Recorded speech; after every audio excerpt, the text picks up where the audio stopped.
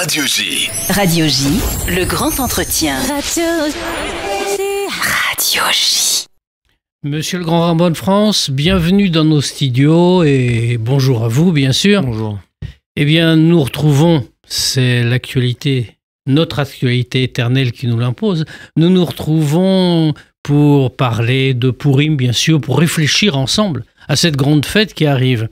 Alors cette année est une année particulière, on le soulignait hors antenne, puisque nous sommes un mois plus tard que d'habitude, en vérité. Nous avons eu 2 mois de Hadar. On l'a expliqué, les particularités de notre calendrier. Malgré tout, ça nous fait bien loin dans le cours de l'année. Disons que ça rétablit un équilibre des saisons.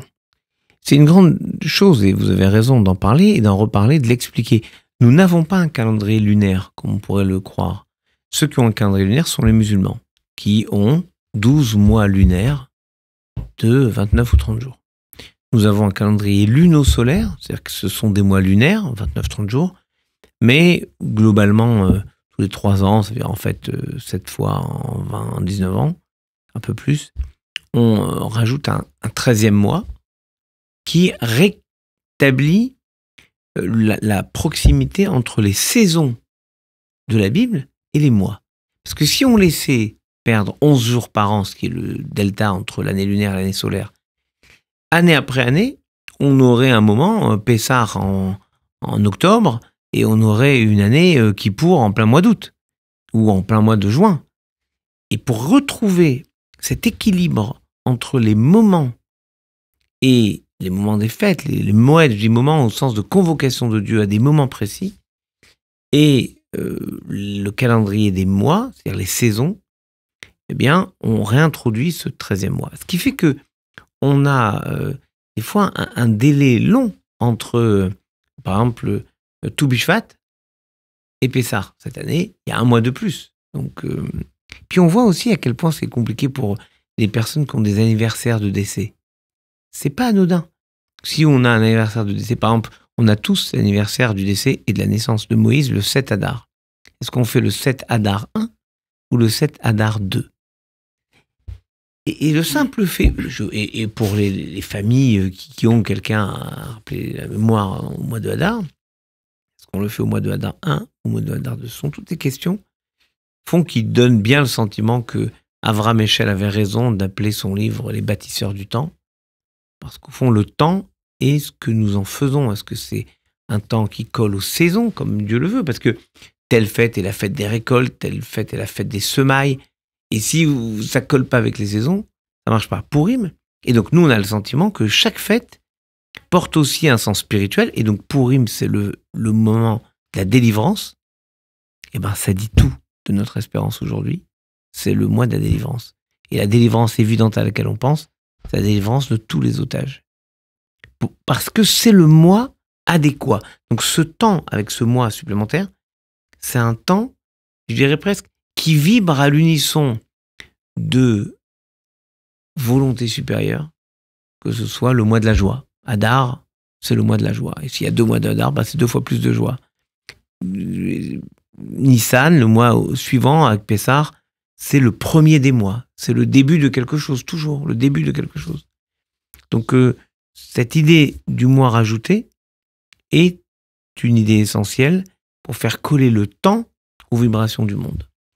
Bien, justement, alors nous arrivons à Pourim. Après ce 2e mois d'Adar entamé, nous arrivons donc à la fête proprement dite. La fête de Pourim, ça résonne toujours d'une manière un petit peu curieuse en réalité, puisque quand on lit le livre d'Esther, comme chacun le sait, qui nous raconte dans la Bible l'histoire de Pourim, la remarque a été faite par tout le monde, on ne voit pas apparaître le nom de Dieu comme si ça n'était pas un miracle. Et puis en plus, ça se lit vraiment comme une histoire de politique, ça pourrait être une histoire de notre temps dans le palais de je ne sais quel souverain dans le monde. Et voilà qu'on en fait un événement à caractère spirituel. Votre remarque est très juste.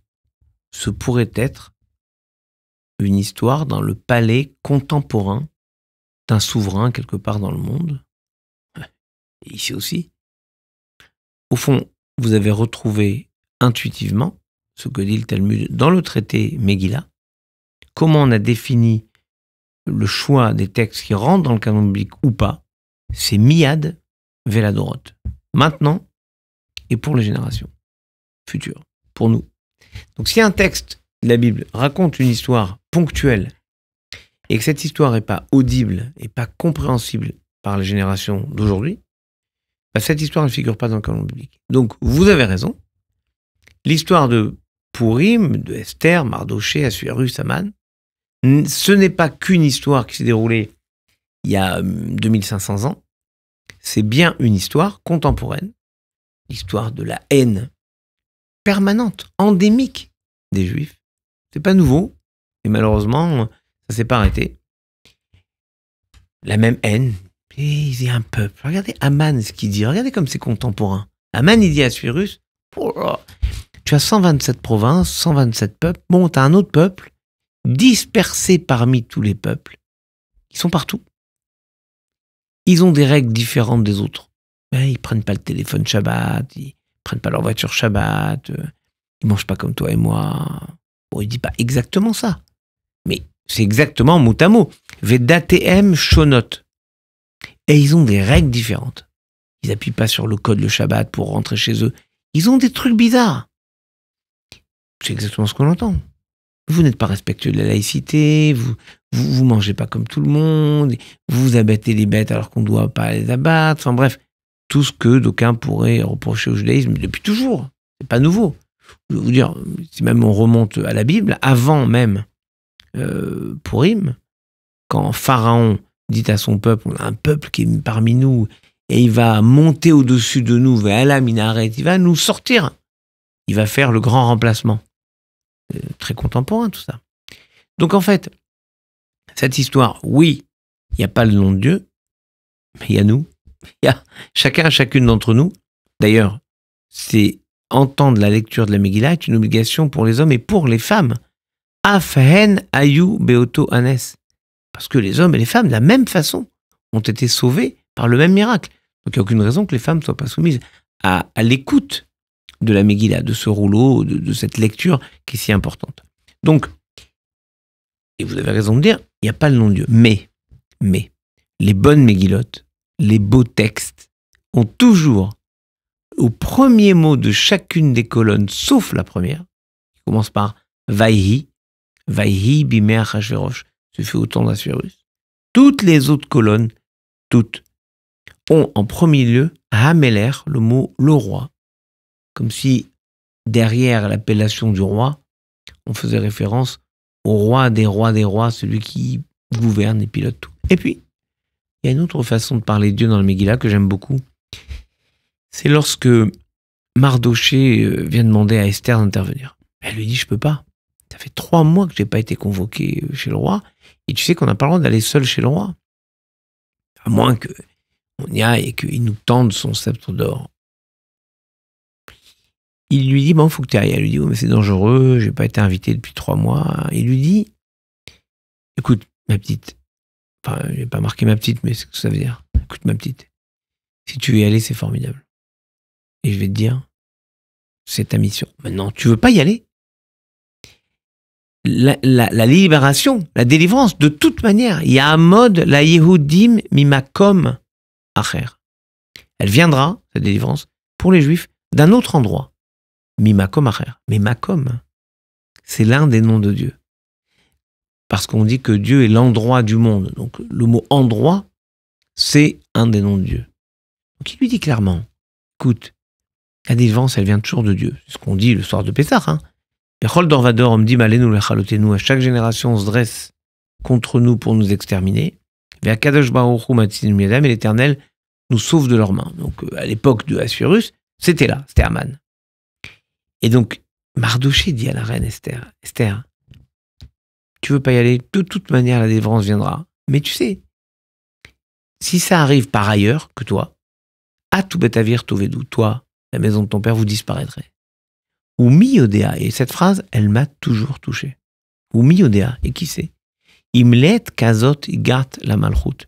Si c'est pas pour ce moment-là, cette action-là qui est devant toi, que tu es arrivé là où tu es. Et moi, je me dis, quand on a une once de pouvoir, que ce soit la vôtre, que ce soit la mienne, que ce soit celle de chacun, chacune, si on est quelque part, c'est pour faire des choses.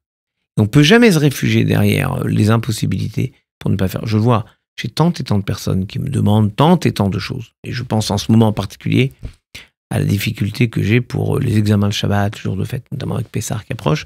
C'est une année terrifiante de ce point de vue-là, à cause des Jeux Olympiques. Ça peut vous paraître surprenant, quel rapport? Mais oui, les Jeux Olympiques et la préparation des Jeux Olympiques. Là, vraiment, il y a la mitzvah de Achana, de préparer. Comme le Shabbat, la mitzvah, c'est de préparer le Shabbat. Préparation des Jeux Olympiques, toutes les salles en région parisienne sont occupées. Et donc, les universités ont eu très peu de temps et avec un nombre contraint de salles. Donc, elles ont fait les examens quand elles pouvaient. Donc, il y en a, les jours de Pessah, et je me bats avec toutes les universités, avec le ministère, avec l'aide du ministère pour essayer de trouver des solutions. On vient de trouver, par exemple, à Paris Cité, on vient de trouver une solution. Mais je me dis, je pourrais dire, bon, j'ai fait ce que je peux, ça y est, point. Je pense chaque fois à Esther. Et je me dis, peut-être que je suis arrivé là où je suis uniquement pour aider chacun et chacune de nos étudiants et nos étudiantes à aller jusqu'au bout de mon possible. Après, ça dépend de Dieu. Mais je ne peux pas me dire, je vais me faire mal voir en demandant. Mon job, c'est de demander. Et même de harceler. Il faut voir quand ils me voient dans les ministères, sur le ministère de l'Enseignement supérieur ou le recteur de Paris, ils savent d'office de quoi je vais leur parler. Et entre eux, les ministres, c'est rigolo. Ils me disent, ils m'ont encore parlé de ce que tu as fait. Oui, parce qu'un jour, je suis allé, je dis, je ne bouge pas du bureau tant que tu ne me trouves pas une solution. Toujours, ou mi-yodéa, imlet, kazot, igart, la malroute. Et qui sait si tu n'es pas arrivé là où tu es, juste là, aujourd'hui, pour faire ça. Vous voyez, vous avez tellement raison. C'est une histoire profondément actuelle. Méfiance envers les Juifs, préjugés envers les Juifs. Et au fond, qui sauve la société? Mardoché, Esther, qui montre au roi que la loyauté absolue envers le pouvoir, qui fait que nous prions pour la République aujourd'hui dans nos synagogues, tous les Shabbatot. Et prier, c'est pas uniquement prier, c'est une façon d'agir. On a une prière performative qui est une action en elle-même.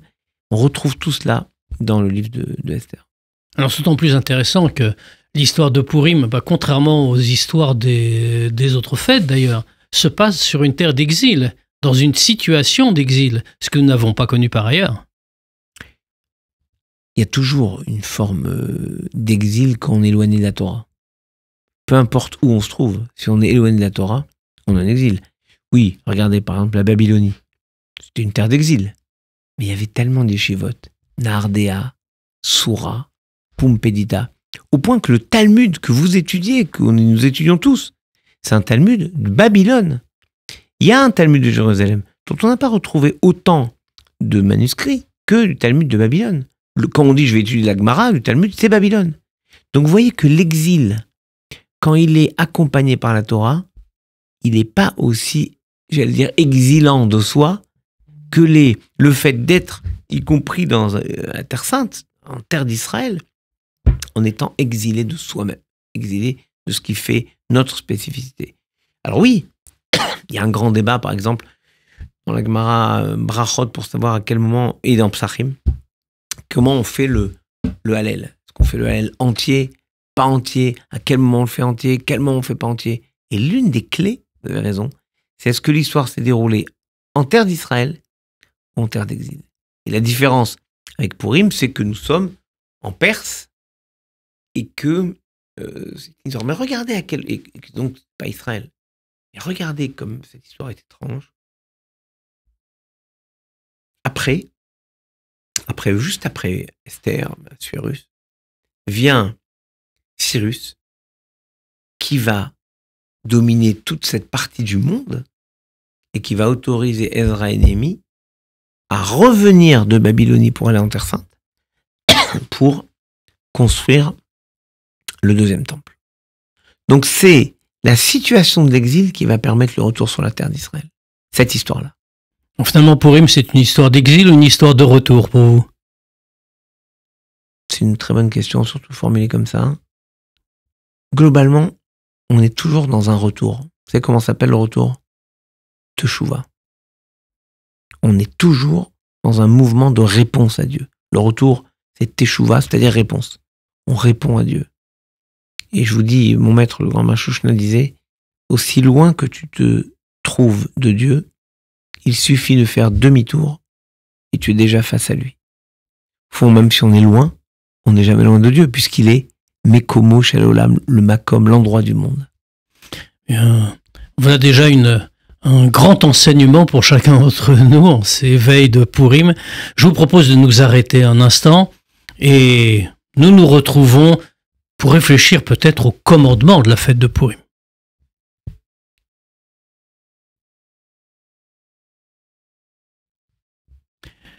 Nous sommes en direct avec le grand rabbin de France, Chaim Corsia, et nous réfléchissons ensemble, actualité oblige, à la fête de Purim. Alors nous en avons vu le sens historique, spirituel, mais Purim, comme tout événement dans le judaïsme, ce sont aussi des commandements, des rites, des coutumes. Alors ces grands rites, qui semblent parfois un peu folkloriques, nous échangeons des cadeaux alimentaires, nous donnons la tzedaka à des pauvres, nous écoutons bien sûr la Megillah et le fameux banquet de la fête. Eh bien, qu'est-ce que cela nous apporte en dehors de la pratique rituelle? Si je peux me permettre là, vraiment, c'est vraiment très modeste de ma part. Vous avez raison, il y a la mitzvah, le commandement, d'abord de donner aux pauvres, de l'argent. Puis il y a la mitzvah, le commandement de donner de la nourriture, d'échanger de la nourriture. Mishloach manot, on échange de la nourriture. Je vous offre un jus de pomme et des réglisses, et vous m'offrez du chocolat et des pommes. 2 aliments, au moins 2 personnes. Et puis il y a le micheté, le repas. Mais il y a quelque chose que vous avez légèrement oublié, mais c'est pas grave, c'est pas très grave. Ce que tous oublié, c'est la première mitzvah de Purim. Cette mitzvah, c'est le jeûne. Cette année, il est avancé au jeudi 21 mars. Bien que nous soyons le 11 Adar 2, il y a la mitzvah du jeûne. Et c'est une mitzvah formidable. D'abord parce que elle parle de solidarité. Quand la reine Esther, donc on en parlait tout à l'heure, quand la reine Esther accepte d'aller voir le roi, prendre tous les risques pour sa vie, elle dit à Mardoché, écoute, je veux bien prendre des risques physiques d'y aller, mais aidez-moi spirituellement. Jeûnons tous 3 jours. Et elle va jeûner 3 jours, et le peuple va jeûner 3 jours. On ne nous demande pas de jeûner 3 jours. On nous demande de faire un jeûne. C'est-à-dire de prendre sur soi, de changer quelque chose de notre rituel quotidien. C'est ça que ça veut dire. On ne demande pas d'être affamé. Je changer. Alors, en plus, compte tenu des horaires, c'est pas un drame. On n'est pas au jeûne du 17 Tammuz où on jeûne de 3h30 du matin à 23h. On est dans des trucs où on peut manger avant et on peut manger très rapidement après. Bon, c'est faisable. Et on dit, je peux pas juste vouloir que la délivrance vienne de l'extérieur sans faire quelque chose, sans bouger quelque chose en moi. Et puis une fois que j'ai accepté de bouger quelque chose en moi, j'ai les mitzvot dont vous avez parlé avec pour moi la plus importante, donner aux pauvres. Et pas donner n'importe quoi aux pauvres, donner d'abord de l'argent, et puis partager de la nourriture. Qu'est-ce que c'est? C'est la réponse d'Esther et Mardoché tout de suite, la première année. Ils comprennent que l'antisémitisme de la société est venu de problèmes sociaux, et que, on le sait, l'histoire du monde nous a montré que dès qu'il y a des problèmes sociaux dans un pays, le premier bouc émissaire sont les Juifs. Voilà, c'est leur faute. Ils prennent le travail des autres, ils sont plus intelligents que les autres, ils sont plus pauvres que les autres. Si c'est en Pologne, on dit ils sont plus pauvres que les autres, ils comprennent pas le polonais, ils parlent leur langue entre eux, ils sont différents. Si c'était du côté d'Allemagne au même moment, ils sont trop allemands, ils parlent trop bien allemand, ils préfèrent Wagner, ils connaissent Wagner mieux que nous, ils sont tous Herr Docteur et Herr Avocat, ok? Cette façon de dire, dès qu'il y a des problèmes de société, c'est leur faute. Donc, comment on fait pour faire diminuer l'antisémitisme, aujourd'hui encore? On améliore les problèmes sociaux. Comment on fait? On recrée du lien social. On donne aux pauvres. Et n'oubliez jamais ce que dit le Talmud dans le traité Gittin, page 61a. Mais farnessim anie akum im anie Israël mi pene darke shalom. On donne la charité aux pauvres non-juifs, avec les pauvres juifs, mi pene darke shalom, pour les chemins de la paix. Parce que c'est pas juste en donnant aux pauvres juifs qu'on améliore toute la société. Il faut aider. Voilà pourquoi, par exemple, quand moi j'étais à Moadone par le passé, dans le 17e arrondissement de Paris, il y avait tout le mois de décembre était consacré à une collecte à la synagogue pour aider la soupe populaire de la mairie. L'idée de dire, on va nourrir les gens parce qu'en améliorant le niveau social des gens, on améliore le niveau moral de la société. Et donc, on fait diminuer de facto l'antisémitisme. C'est exactement ce que font Mardoché et Esther. Et les mises-votes que nous avons aujourd'hui, c'est l'écho de ces décisions. Retirer du lien social. Comment je tisse du lien social? Je vous connais pas, vous me connaissez pas. Je suis à la synagogue le matin. Tiens, je vous offre alors le jus de pomme et les réglisses. J'aime beaucoup les réglisses et le jus de pomme, j'aime bien. Vous avez compris que j'aime les pommes et j'aime les réglisses. Vous vous dites j'aime les réglisses, j'aime le chocolat. Vous avez raison, j'aime aussi le chocolat. Vous m'offrez du chocolat et des pommes. J'adore les pommes. Ok? Et ben voilà. Si vous voulez en plus me mettre des endives, des carottes et du fenouil, voilà tout ce que j'aime. On rajoutera des gâteaux quand même. Mais pourquoi les gâteaux? Tout ce qui se mange. Et si vous voulez mettre des gâteaux, et les gâteaux c'est toujours très sucré et je fais un peu attention à ça, mais globalement, des nourritures. Pourquoi? Parce que c'est une façon immédiate de partager. Si je te donne, tu me donnes. Alors on est en lien et on se dit, viens le manger à la maison. On partage ça. C'est l'idée de recréer du lien social. On donne aux pauvres de l'argent. On leur donne. Et en plus, on a pris l'habitude sur nous de faire à ce moment-là, Machatzit shekel, la moitié du cycle. Donc on a l'habitude d'avoir la moitié de la monnaie locale, un demi-euro. Chacun prend 3 demi-euros et on donne pour tous les membres de sa famille, beaucoup de tradition. Mais c'est l'habitude de le faire à ce moment-là. Et ensuite, le festin. Le festin, c'est un dîner en semaine. En plus, ça sera dimanche cette année, donc c'est bien. Dimanche en fin de journée, c'est vraiment le dîner dominical qu'on pourra conseiller à nos concitoyens non juifs de respecter. Je pense qu'une des grandes dérégulations de la société aujourd'hui en France, c'est qu'il n'y a plus ce dîner ou ce déjeuner dominical qui structurait les familles. Comment c'était la France dans le temps? On allait à la messe le matin et on sortait, on déjeunait ensemble. Les gens s'habillaient, les gens parlaient, échangeaient. Aujourd'hui, les gens se lèvent à 1h30, j'avais plus la messe. Et puis, c'est pas 1h30 qu'on va manger, donc on fait un brunch. En gros, c'est un petit déjeuner amélioré. Et les gens ne se parlent pas, puisqu'ils sont tous sur leur téléphone portable. Ils sont peut-être assis à la même table encore dans le meilleur des cas, mais ils ne se parlent pas. Et quand ils sont assis sans se parler, ils ont la télé comme média entre eux. Donc, il faut voir le niveau de perte de lien social. Et avec une grande philosophe, une psychanalyste que j'aime beaucoup, qui s'appelle Marie Balmary, qui a écrit un livre merveilleux sur, qui s'appelle Le sacrifice interdit, sur la ligature d'Isaac, qui est le sacrifice qui n'a pas lieu. Nous réfléchissons, elle et moi, à relancer le principe du dimanche, non pas comme arrêt du travail, mais comme petite diète numérique. Est-ce qu'on est obligé de répondre tout de suite le dimanche? Est-ce qu'on ne peut pas retrouver la capacité de parler? En fait, un Shabbat, le dimanche. Je ne veux pas imposer les Shabbats le samedi. De toute manière, nous, je n'ai pas le droit de prendre le téléphone le Shabbat, donc c'est réglé. Mais qu'on réfléchisse à ce que notre société retrouve ce lien. Esther et Mardoché nous disent aujourd'hui, retissez du lien. Je vais vous donner un exemple. Pardon de vous poser la question aussi froidement. Vous connaissez le nom de tous vos voisins? J'avoue que non. Voilà. Moi non plus. Dans l'immeuble où j'habite, non, moi non plus. Mais j'en connais certains. Pourquoi? Parce que certains, j'amène des gâteaux pour les fêtes, offre des gâteaux. La concierge, je lui offre aussi des chocolats.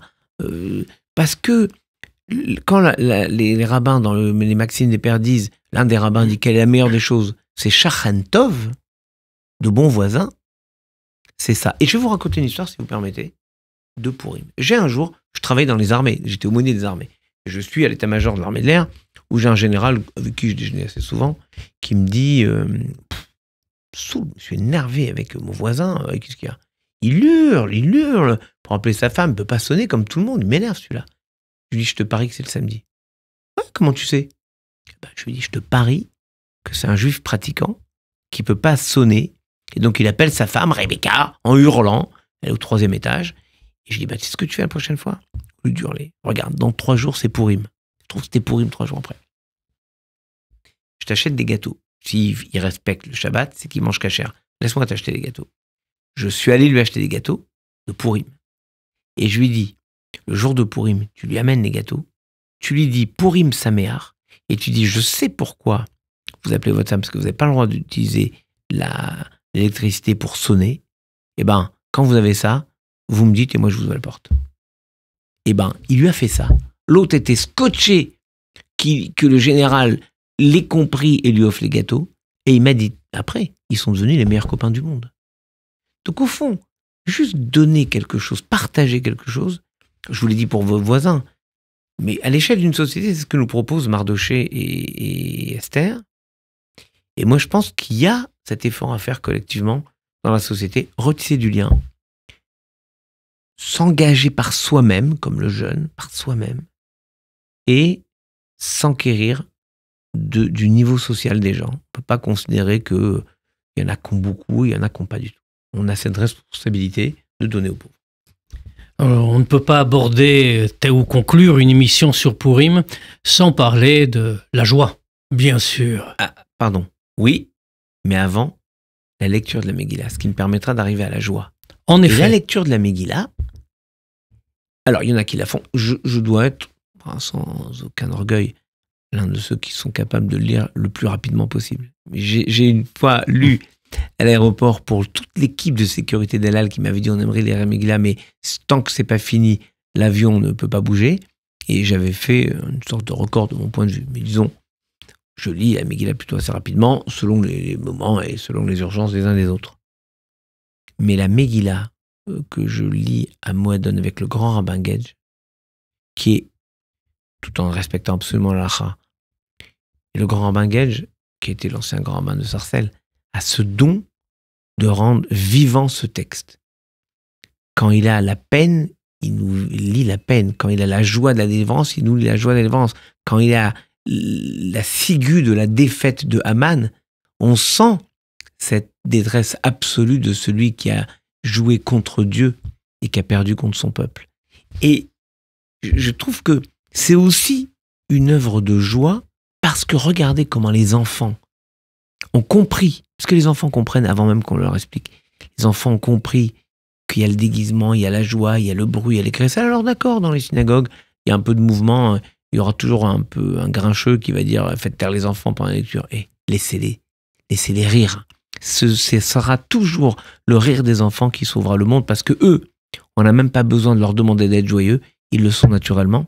Et c'est nous, par nos limites absolues parfois, qui les empêchons, qui leur interdisons d'être joyeux. Donc vous avez raison. La joie de Pourim est essentielle, et on va en parler, mais elle débute par cette lecture qui est joyeuse. Et qu'emporte-t-on de la fête? Une immense espérance. Je suis certain que le secret de la fête de Pourim, c'est l'espérance. D'ailleurs, les sages nous le disent, mi Géoulat Pourim, les Géoulat Pessah. Exactement. Et mieux, regardez, qu'est-ce qu'on espère à Kippour? Être pardonné par Dieu. Et les sages disent, comment la fête s'appelle Kippourim, Yom à Kippourim, c'est comme Pourim. Kippourim comme Pourim. C'est-à-dire que le grand jour de Kippour n'est qu'une fête qui ressemble à la pureté de l'espérance de Pourim.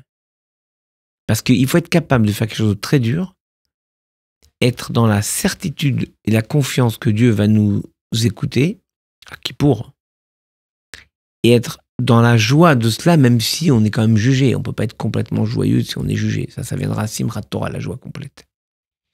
Mais à Pourim, c'est, disons, l'acmé de l'espérance.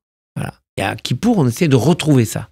On essaie de retrouver quelque chose de la pureté de cette espérance de Pourim. C'est une autre façon de voir les choses. Et quand on vit un temps, malgré tout difficile, il faut bien le dire, la place de la joie? Eh bien, comme toujours, vous trouvez les mots justes, y compris pour conclure. Oui, ce sont des temps difficiles, mais est-ce que on peut dire qu'à l'époque de Pourim, de Esther et Mardochée, c'était pas difficile? Le massacre était organisé. Il était préparé. Il était programmé. Et Vena for ou, c'est le principe de Pourim. Vena for ou miyagon les simcha. Et l'Éternel a transformé ce jour de deuil en jour de joie. Voilà l'espérance qu'est la nôtre, que tous les jours de deuil de notre histoire, les plus anciens comme les plus récents, les plus tragiquement récents, comme ceux que nous allons commémorer bientôt avec les 80 ans. Là, dans 2 semaines, on va célébrer les 80 ans de la rafle de la de la Maison d'Isieux, par exemple. On est en plein dans les 80 ans des derniers remugles de l'État nazi et l'État de Vichy. 44, et que nous célébrons cette année, est une année terrible, parce que ça a été très tard. 44, c'était la milice, c'était les assassinats, c'était les déportations qui continuaient jusqu'au bout. Voilà notre espérance. Que tous ces temps soient transformés en temps de joie. Et je dirais même mieux, c'est pas qu'on oublie, à Dieu ne plaise, jamais on oubliera. Toute notre histoire, c'est Zachor al Tishkar, souviens-toi, n'oublie pas. Et vous savez très bien que on lit le Shabbat Zachor juste avant Purim pour dire on n'oublie jamais. Mais parce qu'on n'oublie pas, notre joie a du prix. Parce que si quelqu'un est joyeux parce que tout va bien, bah, il est joyeux. Voilà, il va bien, il est joyeux. Mais quelqu'un qui fait l'effort sur lui d'être joyeux, malgré le mal qu'il a connu, malgré le mal que nous avons connu, cette joie, elle a quelque chose de profondément spirituel et elle a la force, je crois, d'entraîner la joie dans toute la société. C'est notre vocation. Or, la Goïm, c'est ça. Donner une lumière de joie, une lumière d'espérance. Et je pense que toute société qui oublie la vocation des Juifs à instiller de l'espérance est une société qui se défait littéralement. Et nous sommes là pour retisser cette société en instillant de l'espérance, c'est-à-dire en portant de la joie. Monsieur le grand rabbin, merci. Laissez-moi vous souhaiter un Purim Sameach, ainsi qu'à tous nos auditeurs une très bonne fête de Purim, et à très bientôt pour d'autres réflexions. À très bientôt.